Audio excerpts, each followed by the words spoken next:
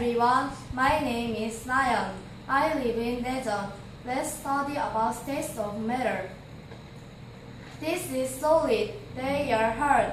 We can hold them with our hands. We can see them with our eyes. This is liquid. We can't hold them. Liquids flow. We can see them. They don't have a fixed shape. I will show you gases volume. I float a paper sheet. Then sink a paper sheet with cup.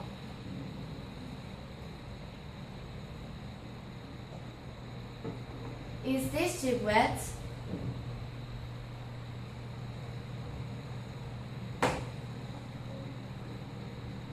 No, because there is gas in the cup. Gas is the volume.